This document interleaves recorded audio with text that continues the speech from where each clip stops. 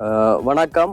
நாங்கள் இன்று ஜீவவுற்று அன்பின் கரத்தினூடாக ஜீவவுற்று அன்பின் கரத்தினால் அமைத்து கொடுக்கப்படுகின்ற நிரந்தர வீடுகளில் 118வது வீட்டை இன்றைய தினம் கிளிநொச்சி இரணைமடு பகுதியில் நாங்கள் இந்த பாவனையாளர்களிடம் நிரந்தர வீட்டை கையளிப்பதையிட்டு மிகுந்த மகிழ்ச்சி அடைகிறோம்.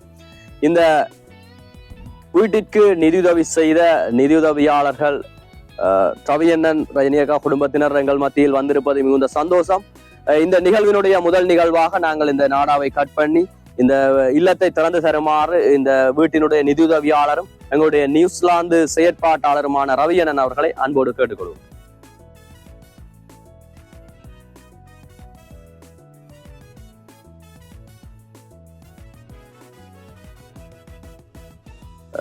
தொடர்ந்து இந்த அவர்களுடைய இல்லத்திற்குரிய நிதியுதவி செய்த நிதியுதவியாளர்களுடைய அந்த திரைக்கல்லையும் திரை நீக்கம் செய்தருமாறு ரவியண்ணன் ரஜினிகா குடும்பத்தினரை அன்போடு கேட்டுக்கொள்வோம்.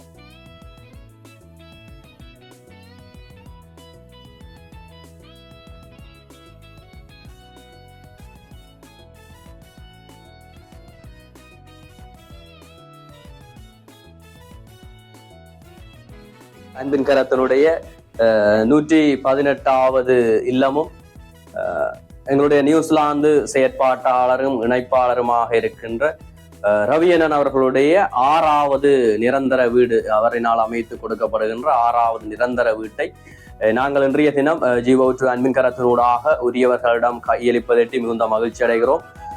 தொடர்ந்து வீட்டு திட்டம் மட்டுமல்லாது ஏனைய அநேகமான உதவி திட்டங்களை எங்களோடு இணைந்து செய்தருகின்ற ரவியண்ணன் ரஜினிகா குடும்பத்தினருக்கு எங்களுடைய மன நிறைந்த நன்றிகளை நிறுவனம் சார்பாகவும் இந்த வீட்டினுடைய பயனாளிகள் சார்பாகவும் தெரிவிப்பதில் மிகுந்த மகிழ்ச்சி அடைகிறோம்.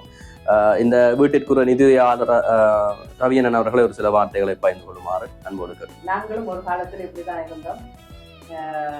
கொடுக்கறது உடுப்பில்லை, சாப்பிட்றது சாப்பாடு இல்லாம இருந்தது.